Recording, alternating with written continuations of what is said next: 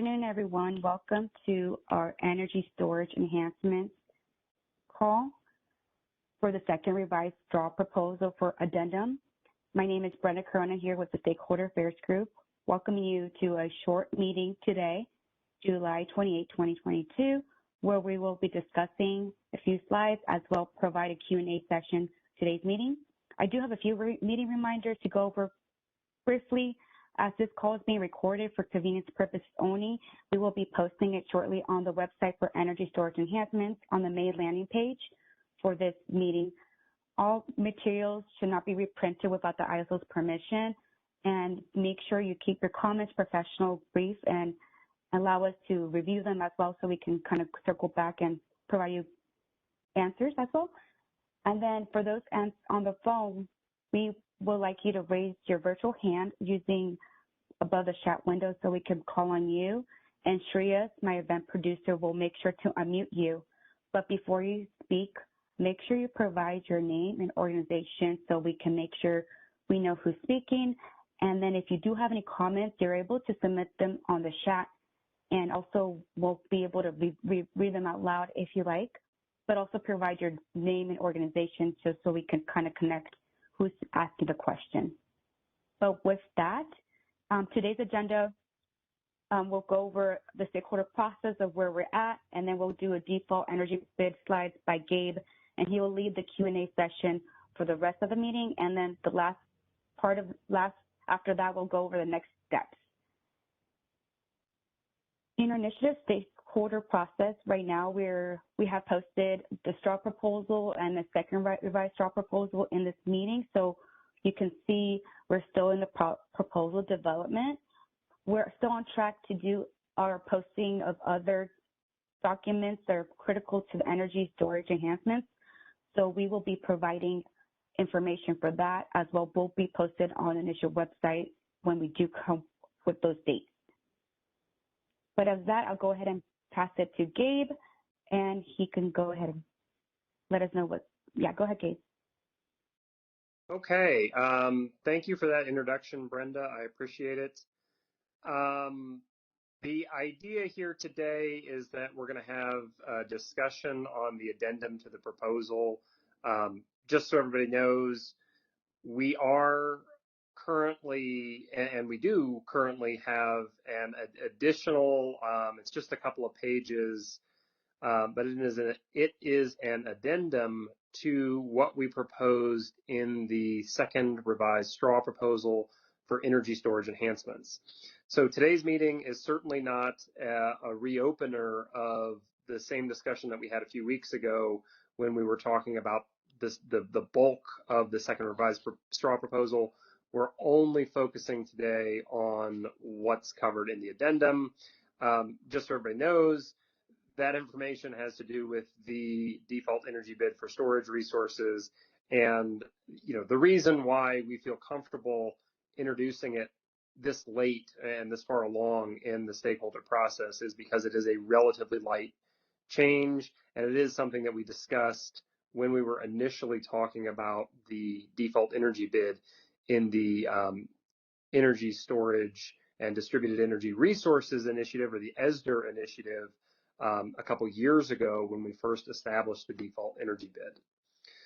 So what I'm going to go through today, as Brenda said, very short slide deck, couple slides on what the default energy bid is, why we have it, why it's applied to storage resources, and how it works for storage resources, and then just a couple of slides on the proposed change to the day-ahead default energy bid. We're not proposing any other changes, and again, I think this is a relatively light change overall.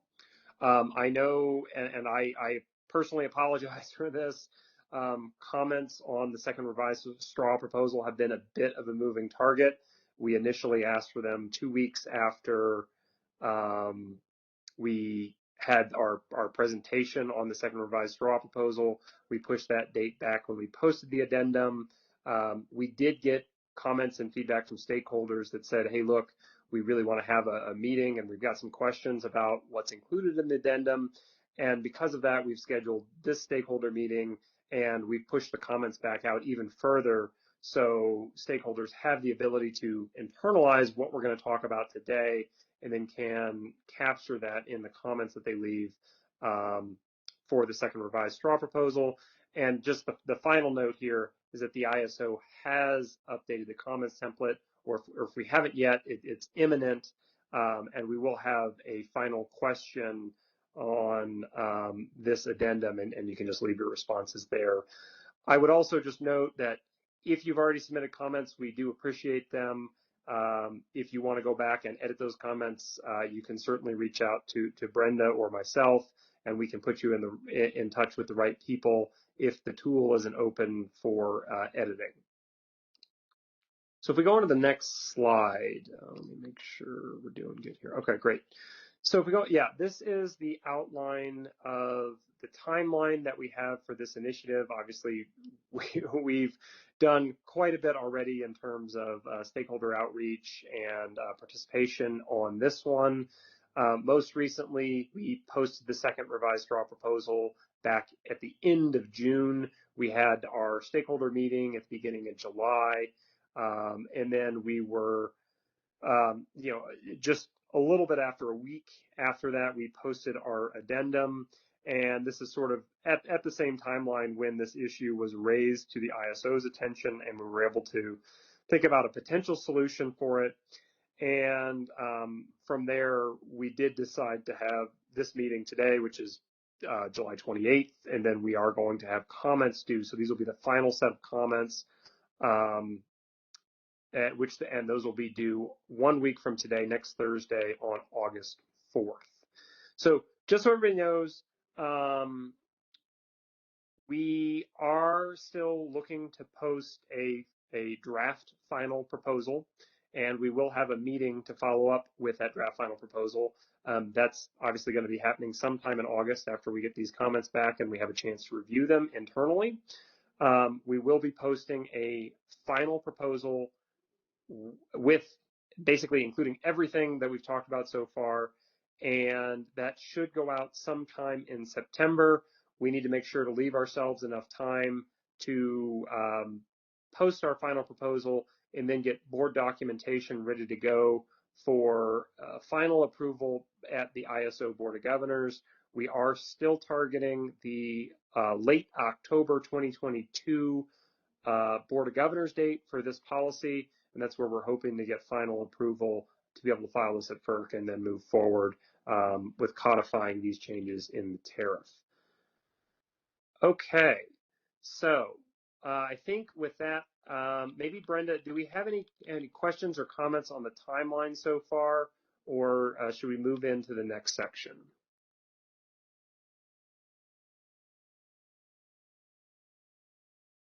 No comment. As a reminder, if you're connected to the computer audio or use the Call Me feature in WebEx, you may enter the question queue by using the WebEx raise hand icon located just above the chat panel. You will hear a beep tone when your line is unmuted. At that time, please state your name and question. If you're just on the phone line and not using the WebEx audio, please dial #2 on your phone to enter the question queue. You will hear a notification when your line is unmuted. At that time, please state your name and question. You can also submit your questions in the chat. To submit a question, please select all panelists from the drop-down menu in the chat panel, enter your question in the message box provided, and send.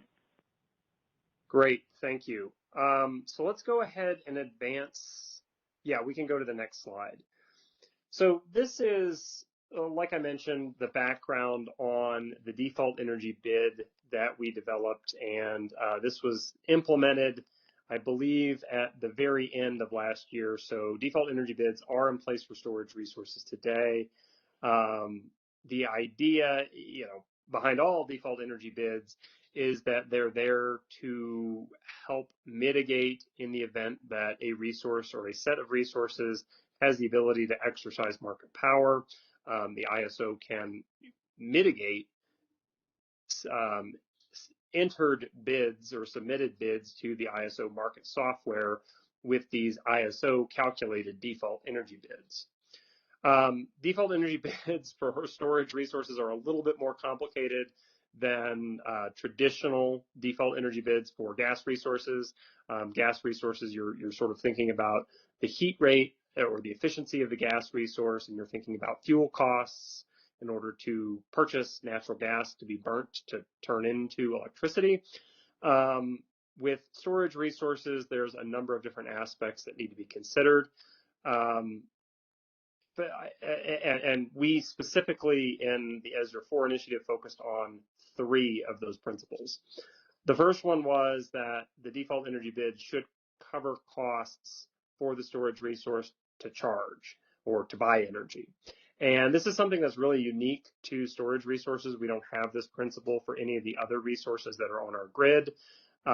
This cost also has to incorporate round trip efficiencies. So if a storage resource charges and actually consumes 10 megawatt hours of energy from the grid, we know that that resource is only going to be able to, for example, say produce 8.5 megawatt hours and provide that energy back to the grid at a later point because there's some losses there. So you need to think about these losses, and you need to have a good assumption about what the cost could be for that resource to charge from the grid. The default energy bid should cover marginal costs. We're thinking about wear and tear on the resources. For storage resources, they're not burning fuel like gas resources. They are charging and putting state of charge into their batteries, and then they're draining their batteries from state of charge. That process is called cycling. And as the storage resources cycle, they charge and discharge. That causes wear and tear on the individual cells. And eventually, after enough time, you start to get cell degradation, and that can result in non-performance of those cells, and they may actually require replacement. And that's a major portion of the wear and tear costs. So the actual cost to move energy that these storage resources incur. The third component is that default energy bids should include opportunity costs. So we do have this principle for other resources. Hydro resources are one of the other resources that are heavily depend on opportunity costs because they have an opportunity to save the energy that they have for later. And if prices are higher later, they obviously don't want to generate at lower prices right now. The same principle applies to most of the storage resources we have on our system.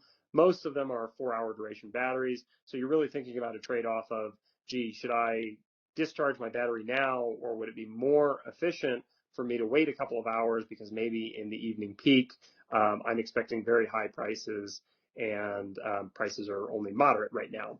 For example, and this is an example that I've used in previous meetings, you may have 4 consecutive, you may be a storage resource, you may be fully charged, so you've got 4 hours of discharge capability.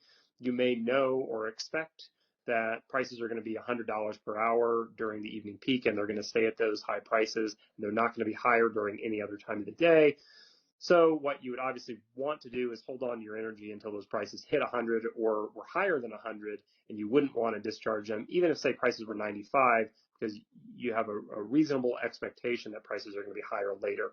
So we need any kind of default energy bid that the ISO develops to be able to capture this premise that prices may be higher, and you really don't want to discharge storage resources until those high prices materialize.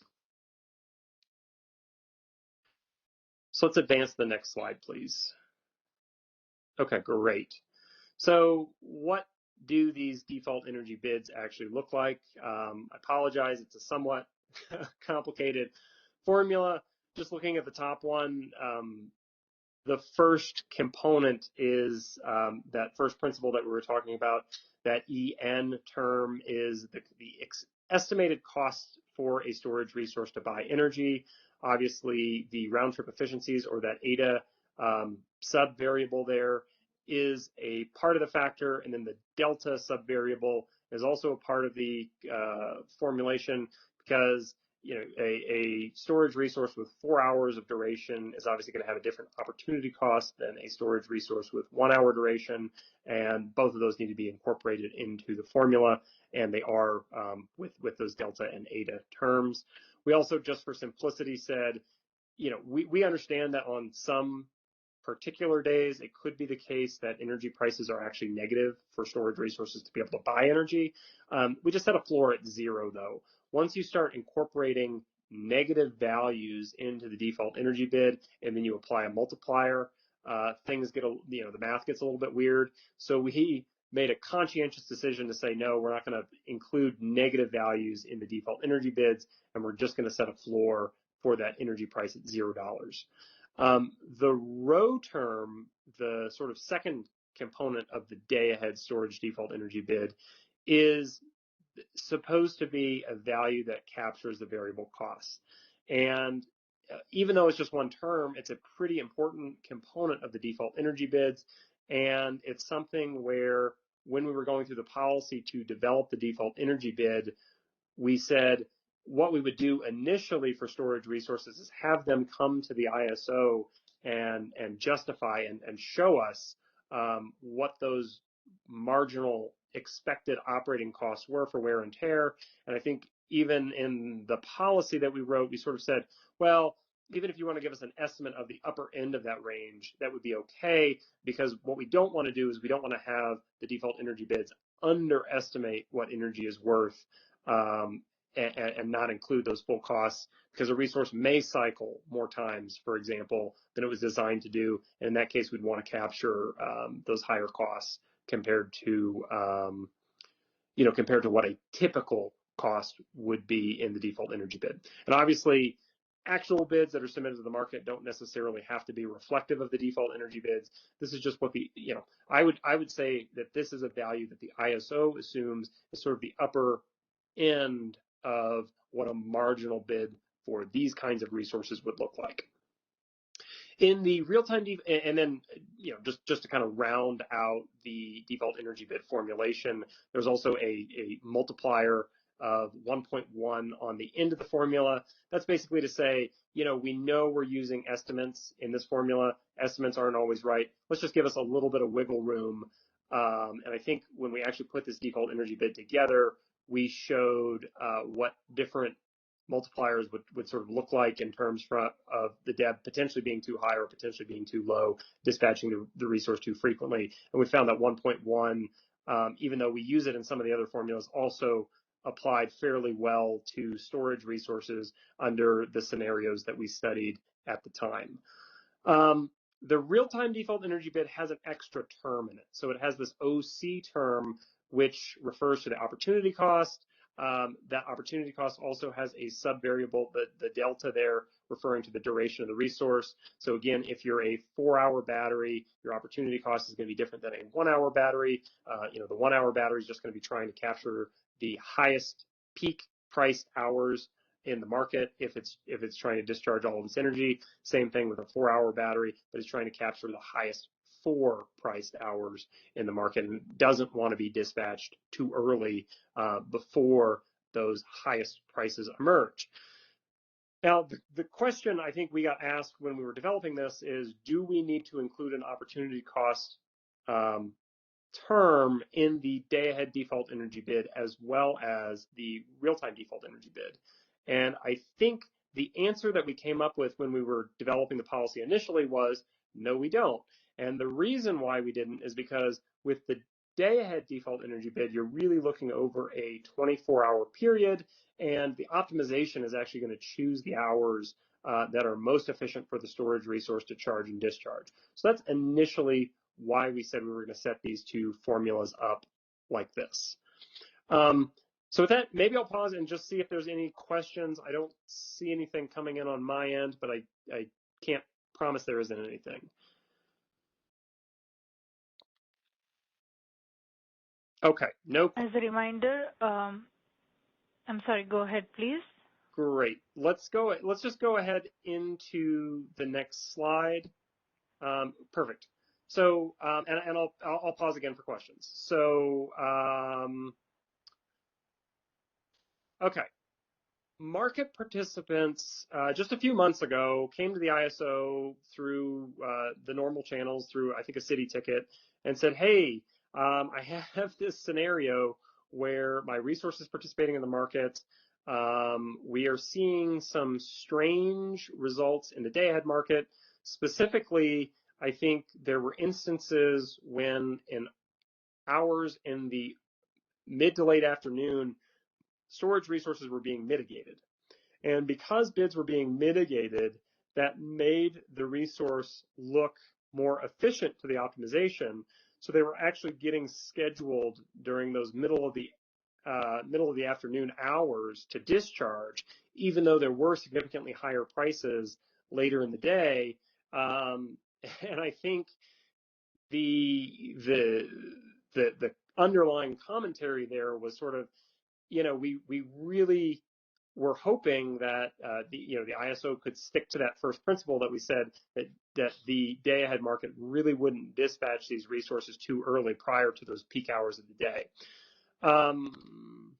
So with that in mind, I think the ISO was really concerned. I think we've done on our end some due diligence. We've identified that this certainly could happen. This could happen even if, the only way that this couldn't happen is if resources had perfect information, because if you knew exactly what your default energy bid was going to be and you knew exactly how prices were going to materialize, you could potentially bid your resource in such a way that you'd always get dispatched when you wanted to per the 24-hour optimization in the day-ahead market. But if you don't have that perfect foresight, which obviously market participants don't, then what could potentially happen is exactly the scenario that came to us. Is you could be bidding your resources at what you think is a reasonable level. The default energy bids could actually be calculated at a lower level. You could be mitigated during one interval and discharged during that interval, and it could easily be prior to those peak hours in the evening. So I think, in thinking about this and reflecting on it and thinking hard about what we, the ISO policy team wanted to do with this particular issue, we came up with a relatively elegant solution. And we said, well, gee, if we just included the opportunity cost in the day-ahead default energy bid, then, it would resolve all of these issues. And instead of getting mitigated just during those earlier hours, or even if you still only got mitigated in those earlier hours, at least you'd be mitigated to the fourth highest price of the day, or the highest price of the day if you're a 1-hour battery, and that would still be optimal as long as you were making the same revenue as would be prescribed by an opportunity cost. So with that, again, relatively easy solution, and sort of a need, knowing, the ISO knowing that this is a potential impediment to the market for storage resources, we wanted to get this implemented and reviewed by stakeholders quickly. So we determined that it would be wise to include this as a component of scope in the Energy Storage Enhancements Initiative. Because we did that, obviously, and we sort of thought about this after we had posted the second revised straw proposal. We determined that the best course of action would be to post an addendum after the second revised straw proposal, and that's sort of where we are today. So we're trying to act quickly on this one. We're trying to implement a solution that is easy to implement for the ISO and will come up with a reasonable solution for storage resources and would not cause us to have the same problem that was reported to us just a few months ago. So let me go on to the next slide, and I think anybody who's looked at this already or seen this, I think this is the punchline. We've got a few terms in red text here. We've got a new max term in the day-ahead storage default energy bid and a new opportunity cost with the sub-value of delta in that maximization term. So essentially what we're doing is we're proposing to update the day-ahead default energy bid so that it perfectly matches the real-time default energy bid, and the formulations would go through and be calculated by the ISO in exactly the same manner. Because we already have the tools in place to do this in the real-time market, and most of this data is already being pulled in to our default energy bid calculation engine, the fix for this should be relatively straightforward. And again, we would be anticipating getting this changed with the rest of the policy that we're thinking about in the Energy Storage Enhancements Initiative. So is 326, those are, again, relatively short slide deck. That's everything that I had. I do think that there's one hand raised, so at this point I will pause to take any final questions before I turn it back over to Brenda to wrap up for the day. Okay, moving on. Kelly Wells, your line is unmuted. Please go ahead. Hi, Gabe. It's Callie Wells with WPTF. First of all, thank you guys so much for scheduling this meeting to talk us through the addendum. We were ones that asked for this, so really appreciate you guys being responsive to that ask. So I have a couple clarifying questions, and then one question I was hoping to dive in a little bit more into the situation that prompted this change, just to understand kind of the drivers there. So my clarifying question is, are these formulas you're showing here just on the discharging portion? Because if I recall, there's a slight difference in the formulation for the charging range of the DEB? That's right. For the charging range of the DEB, it doesn't include the opportunity cost. So in the charging portion, it does not include the opportunity cost, or was it? Okay. So you will always have a stepped curve, DEB curve. I thought at some point in time there's a situation where you could have a flat curve across your entire charge to discharge. I think that situation still exists. Okay. Okay, so the difference with this is just the discharging. The charging DEB formulation does not include the opportunity cost. And then my other question is, for the opportunity cost in both of these formulas, is it going to be the exact same value, or are you going to update the opportunity cost used in the real-time DEB? Yeah, so the day-ahead default energy bid and the real-time default energy bid are calculated at different points in time. So the day-ahead default energy bid is currently calculated today using the market power mitigation pass of the day-ahead market. So the first pass through of the day-ahead market run where we get results, but they're not finalized. We're using that information to determine what the estimated cost to buy energy and the estimated opportunity costs. We will be using it to estimate the opportunity cost for the day-ahead default energy bid. The real-time default energy bid is calculated based on final day-ahead market outcomes. Okay, great. That makes sense.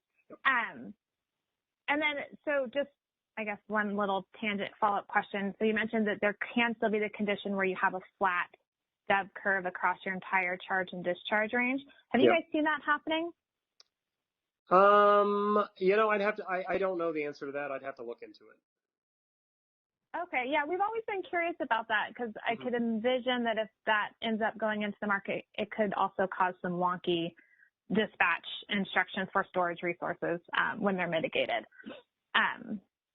Okay, so then I guess my other question, if you don't mind going back one slide, I was, again, really appreciate you guys kind of acting swiftly on this. It's an interesting scenario, and I was thinking through something that I think was in the paper where it was kind of, when the original DEB was formulated, the idea, and you characterize it here as well, is that as long as the storage resource is bidding consistently across all 24 hours in the day, you would expect the market to only discharge it in the highest price hours. So with that in mind, do you think the driver here was because it was only mitigated for a couple hours, so that assumption fell apart?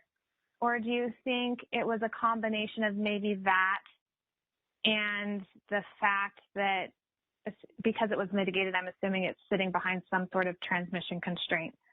Or did congestion play a part in this? I'm just trying to figure out what other scenarios might happen even with this change in place that could still result in maybe a suboptimal dispatch. Yeah, if you didn't have the congestion, you wouldn't have done the mitigation. So congestion obviously plays a part. But I think what we're what I would, with this proposal, I believe that even if that same congestion occurs and you're mitigated during, the middle afternoon hours of the day, you'd be mitigated down to those opportunity cost prices. And because you'd be willing to discharge at that opportunity cost price, you're equally well off discharging now or discharging later. Okay, so I'm going to throw another scenario at you, and we can follow up offline if it's easier. So if you're mitigated, you have this opportunity cost in place, but it happens to be lower than what the resulting prices end up being, could you actually get dispatched in hours that are not the highest for priced hours? No, because your bid. That wouldn't happen. Even if you were sitting behind a congestion? Yeah. Behind a transmission constraint? Yep. Okay. Okay. Thank you. Yeah. No, good questions. Thanks. I saw we had a question from Doug, but I think we've addressed that. I did have just one note came to me internally, and I think this is a good one. It's worth mentioning that these are the standard default energy bids that are electable for storage resources. So you can just, if you are a storage resource, you can select and say, yes, this is how I want my default energy bids formulated. And that's fine as a potential option.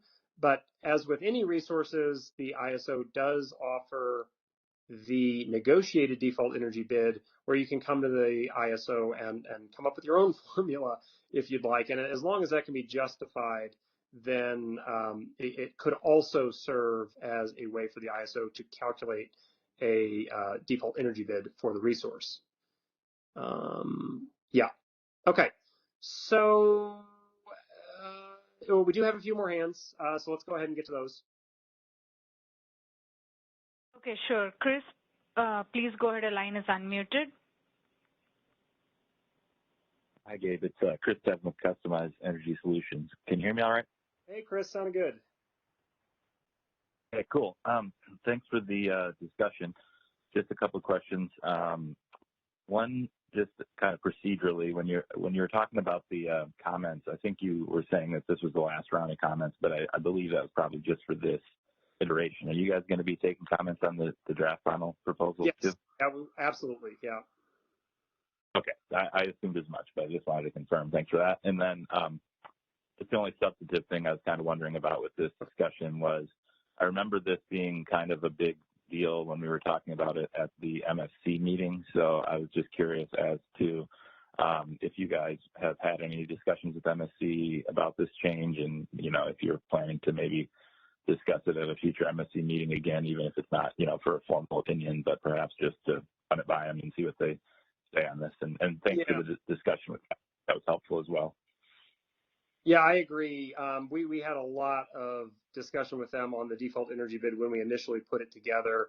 I think it would be wise to have further conversations, and I think we've got some time scheduled, but just because of their calendars, we weren't able to get to them prior to this meeting.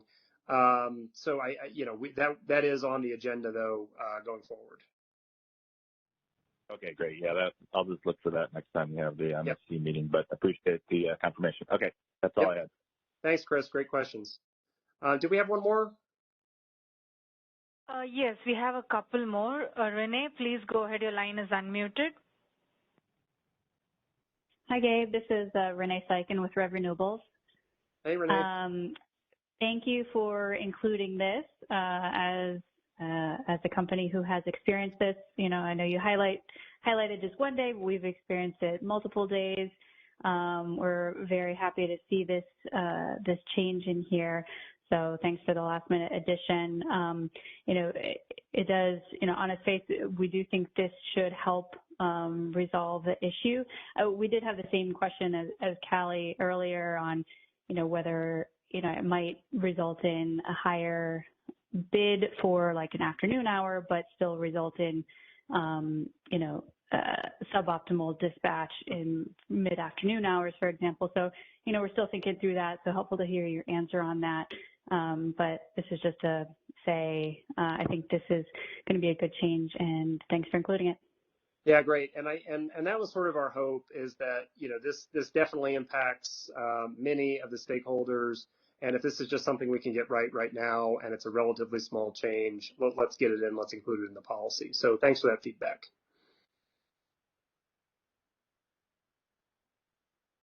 Moving on to the next caller. Kathleen, please go ahead. Your line is unmuted. Great, thank you. This is Kathleen Colbert from Vistra. How you doing, Gabe? Hey, Kathleen, doing pretty well, thanks. Awesome. Just for the sake of, can we go to the slide with the proposal just to make it easy while I'm asking questions?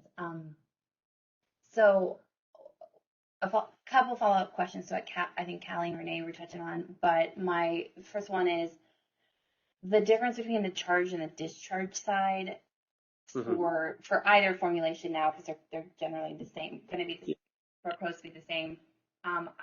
My recollection was the charge side did not include the variable cost. It was zeroed out, and the variable cost was on the discharge. Is that still the case? I was just looking that up. That is correct. Yes, I misspoke earlier. No worries. I just wanted to confirm if that factor was staying the same. And then on the opportunity cost, are you thinking that it would only be on the discharge side, or are you thinking it would be on both charge and discharge side for your proposal? It would be on both the charge and the discharge side. Okay. That's a helpful clarification. And I know you were talking about the MPM versus the day ahead results. So when you said that they're the same DEB, the way that we should walk away with it, it is the same from a policy perspective, the same DEB formulation. Yep. The actual values will differ between day ahead and real time due to the differences between the MPM versus the day ahead run. Is that fair? Well said. Yeah, that is exactly right.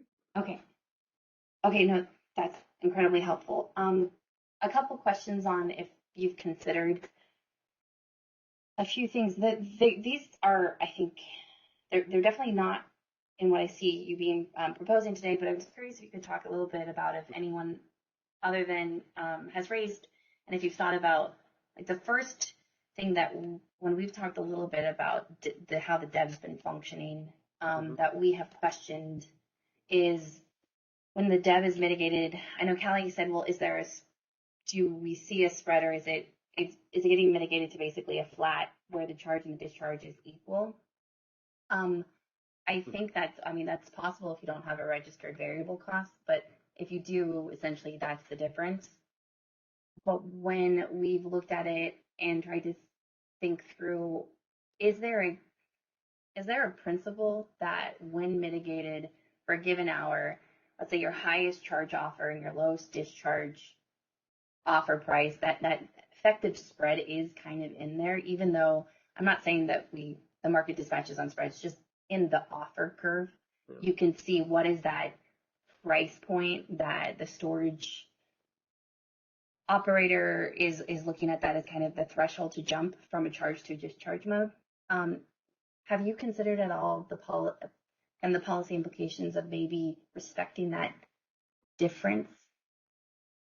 Yeah, I think we have, and I think that's part of Chris Devon's comment about the conversations that we had with the MSC. I think Scott Harvey was sort of a proponent of doing something like that, and admittedly, that's something very different than the ISO does for most mitigation today. And we haven't to date implemented anything like that, although we did discuss features like that in Azure 4. I think, frankly, I think that at some point the ISO will certainly go back and revisit how default energy bids are developed for storage resources. But I think a bigger issue that we might go and revisit is how price formation happens and how the market actually operates when you're operating a grid with high penetrations of storage, because it's really not the same as a grid with high penetrations of gas resources. obviously, we're not there yet, but by 2024, we're supposed to have 10,000 megawatts of storage online. So we may need to at least start the conversation on, we've got so many of these resources that do depend on charging prices earlier in the day and discharging prices later in the day. Maybe we do need to think about the intertemporal relationship between the two. Obviously, it has implications on mitigation, but we really haven't started those conversations yet. And I think there's a few other higher priority initiatives that the ISO is working on right now. But I do think in the next few years, the ISO is going to start those conversations in earnest. Thanks, Gabe. I really appreciate hearing your thoughts on that. That to share with you and for the benefit of the group as well. Another item that we've been discussing and kind of thinking about on the mitigation. Yes, can you hear me? Yes, but your audio cut out. Can you please repeat what you said? Sure. Apologies. This is I'll try and make it. I think I'm having some internet issues, so I'll try and be quick. We've noticed that we may not be mitigated in day ahead and receive our day ahead results, and then in real time through being subject to mitigation, not really from any fundamental reason in real time, the mitigation may result in driving us away from that day ahead result. Mm-hmm. And that's something that's been a little confusing about whether or not that's the intent, of the design. And we wanted to flag that for you and the CAISO team to kind of think about as well. Yeah, I think that's a good one. There have been actually a number of things that we've been looking at and thinking about where in practice, storage resources aren't, having the same schedule in the day-ahead market and the real-time market. Obviously, that can cause some headaches for our operations team.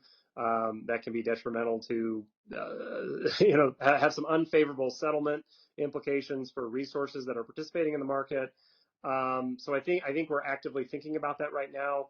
I frankly don't think we're going to get to any kind of solutions for those types of problems in the energy storage enhancements proposal, aside from what we've already got in there.